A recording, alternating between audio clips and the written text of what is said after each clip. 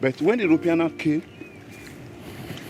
they met the trade on ground. Oh, they met the slave trade. So the slave trade was already happening when they before came. they arrived, yeah. Wow. So they met the trade on ground. Okay. We've been enslaving ourselves before they arrived Africa.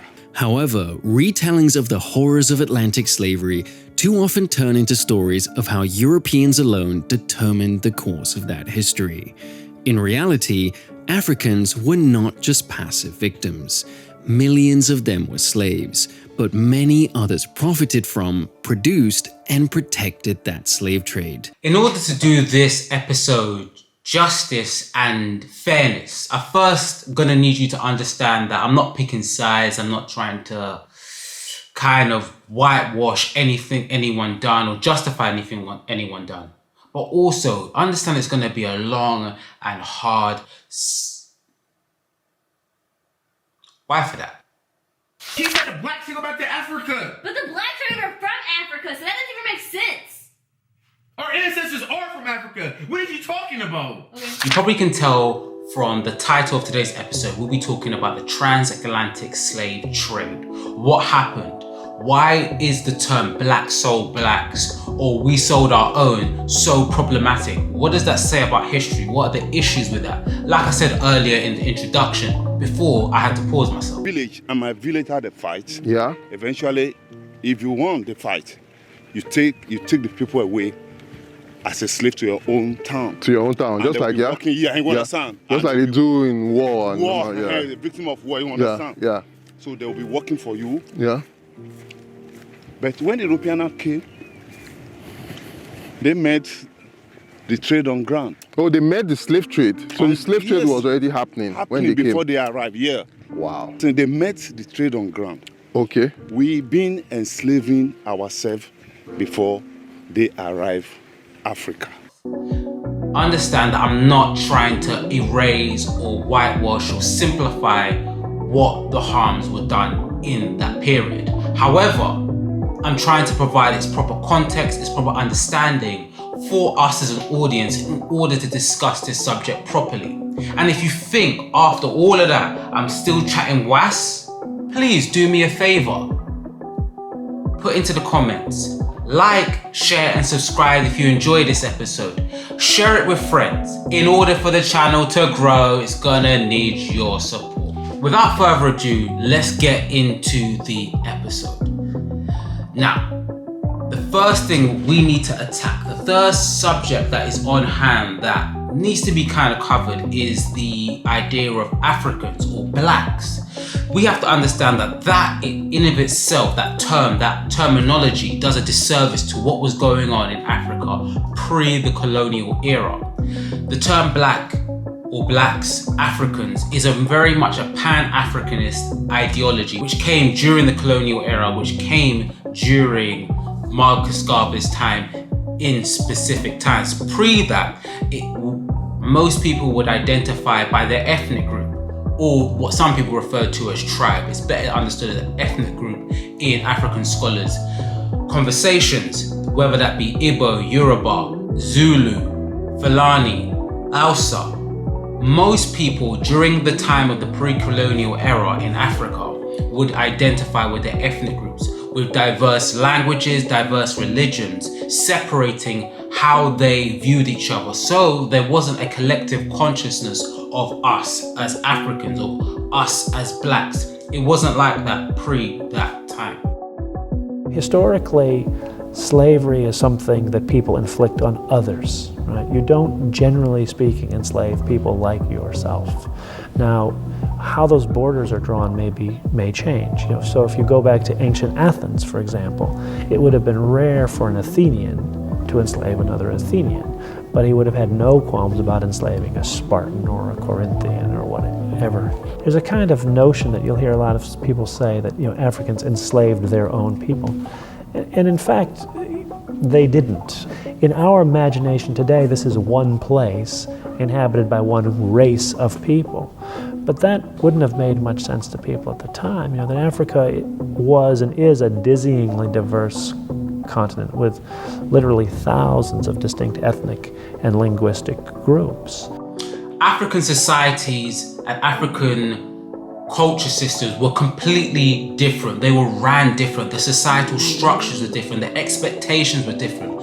For example, how the Hausa tribe ran their society was more of a feudalistic type of way compared to a tribe like the Igbo tribe, which was far more of a meritocracy than other societies, but each had its own individual rule. The overwhelming majority of enslaved Africans from West and Central Africa were brought about via interethnic warfare or raiding. Countless examples persist throughout West and Central Africa. The issue of identity amongst various African peoples cannot be overlooked or viewed as less important than other identity models around the world. One famous example of interethnic slave raiding is the story of Ayuba Diallo, who was on a journey to sell two enslaved peoples while being captured and sold by the Mande-speaking people himself. His biography, though anecdotal, touches on one of the grievances from the diaspora, rendering it vapid.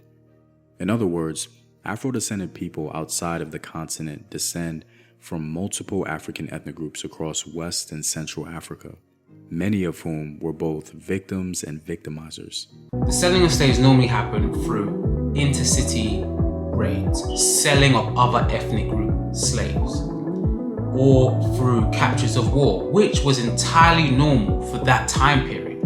During that time period, it happened in the Europeans with the Greeks and the Romans. It happened in the Asias with the Ottoman Empire. But no one ever says Asians sold Asians, whites sold whites.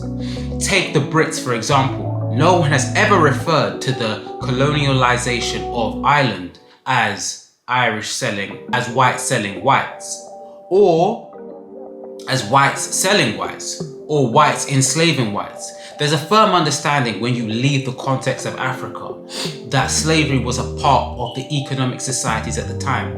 And Africa was no different. Many of our great leaders from the African periods sold slaves and had slaves themselves. Now, yes, you're probably wondering there's a different kind of slavery that was on the land of Africa to transatlantic slave trade. We'll get to that later. Be quiet and wait. Your turn is coming. Slavery was firmly a part of the economic structures and societies that were going on at the time. And to lose that context, to lose that understanding of history, is to do a disservice to the time. It does a disservice to the ethnic backgrounds of all of us and those people at the time, and how Africans at the time saw themselves and how the development of a collective consciousness developed itself. You see, to have such a poor argument about the past does a disservice to the greatness of the past as well. I understand sometimes you want to provide better context of how something happened, but this black sold blacks or we sold our own really, to me, comes from a mind frame that has the same line of thinking of we have to address black on black crime. We have to address that. We got to start treating each other better with more respect. Black on black crime. And no one ever says white on white crime. It's very much in the mainstream discourse now how problematic black on black crime is, but still black selling blacks or we sold our own hasn't quite reached that forum yet. If slavery was met in Africa at the time, what made the transatlantic slave trade so unique? As we saw in a previous video, slavery has been practiced in one form or another by many civilizations throughout history. We also learned, however, that the Atlantic slave trade represents a radical departure from the historical practice of slavery. Historically, the practice of slavery has typically involved the expansion of one group as they conquer and enslave their neighbors. But in this context, race was more or less incidental. The Egyptians, Romans, Greeks, and even Native Americans each enslaved a variety of different people, but no one particular racial group was specifically targeted or singled out for slave status. The advent of the Atlantic slave trade brought about a radical transformation in which race became the defining factor in determining who was slave and who was free. Additionally, the era of the Atlantic slave trade no longer functioned as a means to assimilate a population, but to specifically single out a population. slave status could now be passed down to one's children and one's children's children, and so on. In its simplest form, what made the transatlantic slave trade so unique was its time.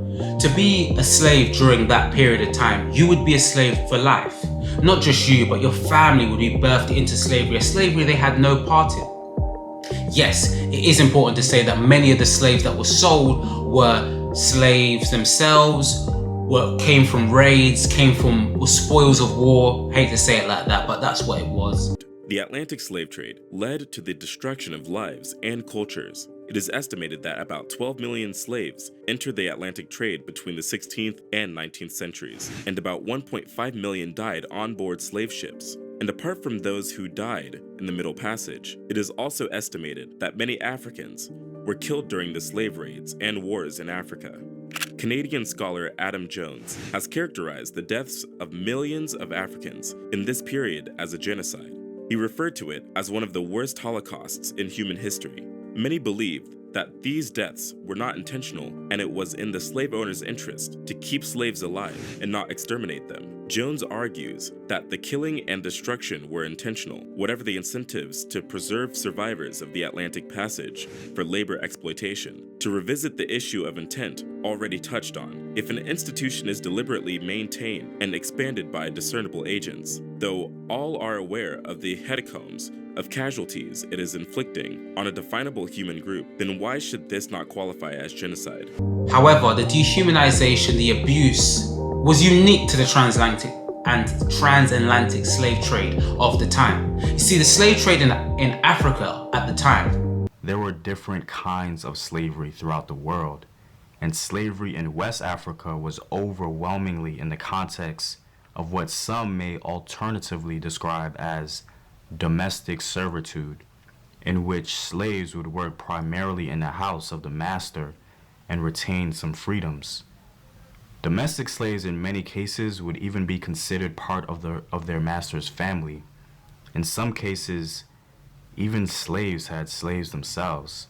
The slaves could own the profits from their labor, whether in land or in products, and could marry and pass the land on to their children in many cases.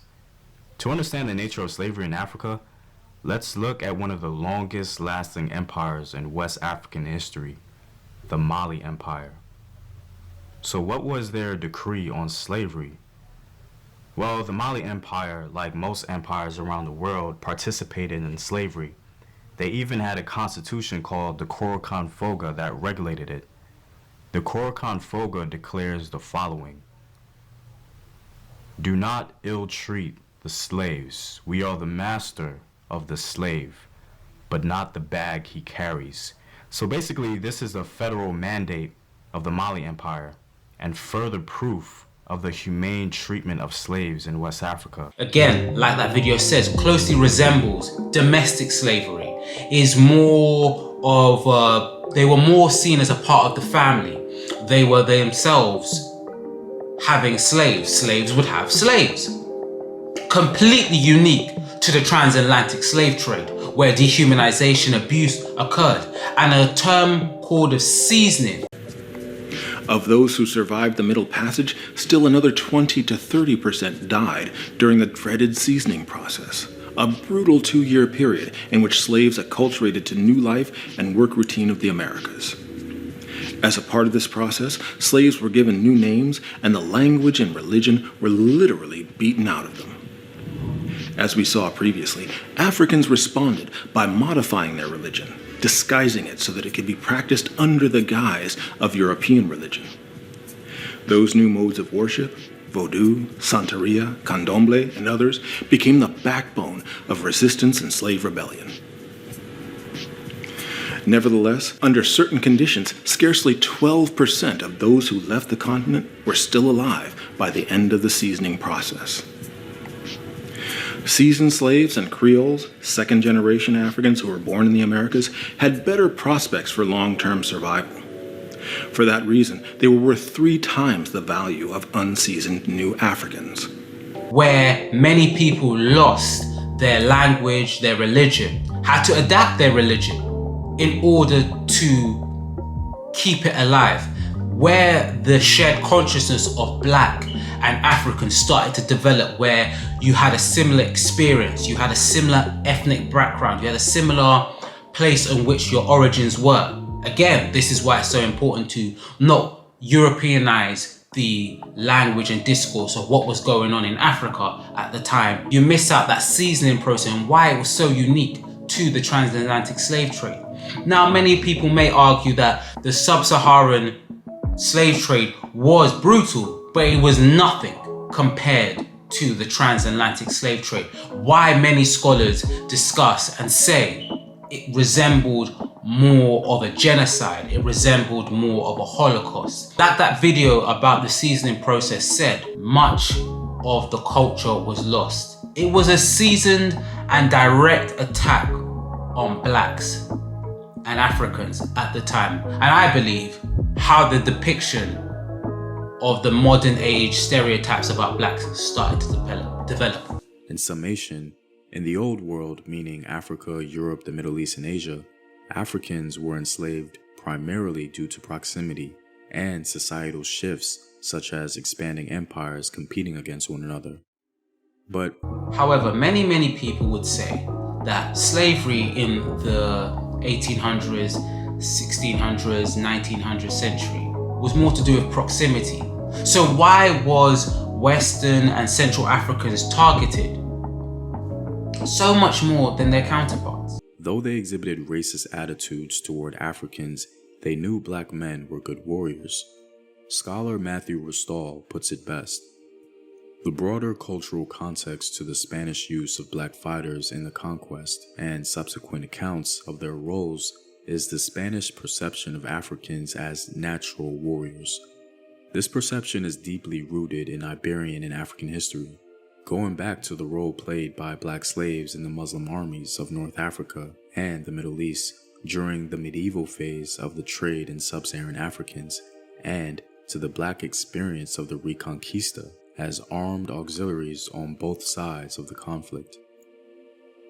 In other words, the Arabs and the Spanish normalized for the rest of Europe the great utility of African men as nation builders, either as warriors or enslaved people. Sadly, the things that made Africans unique and special became a reason to why they were targeted so much. Their strength, their adaptability to tropical conditions, and most of their strength was displayed in the Moors and the Moor soldiers. Their exploits with the Iberians, now we would understand them as Spanish and Portuguese, came to be one of the reasons why they were targeted so much. However, that wasn't the only reason why. First from the Arab perspective and later the European. This was indeed a fatal combination for Africans who were seemingly more interested in other forms of capital rather than world domination. And so, this history paints an interesting picture of why Africans and their descendants may be viewed as a threat. You see, when the Europeans entered and found the New World, the Americas, there was a real threat about what Africans placed to them. The early narrative of Africans being the first humans, the limited yet ever-present idea of genetic annihilation, and finally, the perceived advantage of immediate access to wealth and resources made Africans a threat to their neighbors, the Arabs and the Europeans, both of which took action as soon as they could. I believe this is why there was so much pushback against Pan-African movements and economic powerhouses like Black Wall Street and others, because if people of African descent all across the globe can consolidate a unified identity, they can then become owners again. You see, Africans were viewed, and many historians have argued, as if not the first people, one of the first people. Ethiopia, Egypt, being some of the first ever civilizations in the world, and also the natural resources that lived in Africa made people fear not only a potential genetic superiority, but also a superiority that can reign and grow with the natural resources. I mean, how do empires grow? It's through wealth, and when you have natural resources, it's easier to sell and consolidate that wealth. the exploits of Mansa Musa, the exploits of many African leaders or dictators, depending on how you want to view it, shows that the power and resources that could have been developed further was there to be seen. That might pose you with another question: is why did Africans or different African empires move out? Why didn't they go beyond the shores of Africa? In places like Europe, Asia, or the Middle East, the concept of power seemed to be more aligned with land ownership, because if you control the land, you control the people. However, in some parts of the continent, if you control the divine, you control the people. Different expression, yet same goal. Thus, land expansion instinctively would not be the principal goal of an African ruler in pursuit of power. Another reason why Africans may not have pursued an expansive invasion of the world was because of its abundance of a non-renewable natural resource, gold. One of the principal reasons why Europeans invaded the New World was because of their pursuit of a non-renewable natural resource. The West's conquest of the New World was a many-faceted enterprise. Gold, sugar, religion, and innumerable other reasons motivated Europe's invasion of the Americas, beginning in the late 15th century. The African continent seemed to have a plethora of desirable resources. West Africa in particular demonstrated its wealth on multiple occasions throughout the literature. One Arab writer calling the Wagadu or Ghana Empire, and I quote, the richest gold mine on earth. In the first millennium CE, the demand for African copper, iron, and gold increased. The abundance of gold on the African continent was established, especially with the rise of Mansa Musa in the 14th century. But again, sadly, their greatest strength became, I don't want to say a weakness, but a flaw. They never needed to. They never needed to go beyond there because most of the resources, or if not all the resources they needed, was in Africa. However, that's not where the argument ends. That's not where the story ends. Africans were viewed as a threat and potentially targeted for other reasons. Undergirding all of this history was the curse of Ham ideology, and even though it wasn't in active use immediately, it became an additional utility, later providing a psychological anchor for Black inferiority. This divine ordination would come in handy once Europeans came to the Americas. Also, the curse of Ham mythology became more of a psychological utility. See, the other reason why Africans were targeted was by this psychological pinning, this psychological and biblical understanding of some people deserve to be slaves. The curse of Ham, a story of Ham who was cursed himself and born into slavery and deserved slavery due to his curse, was worked as a psychological and biblical pinning as to why many people viewed Africans at the time as deserving of their slave treatment. Hence why many people in the diaspora,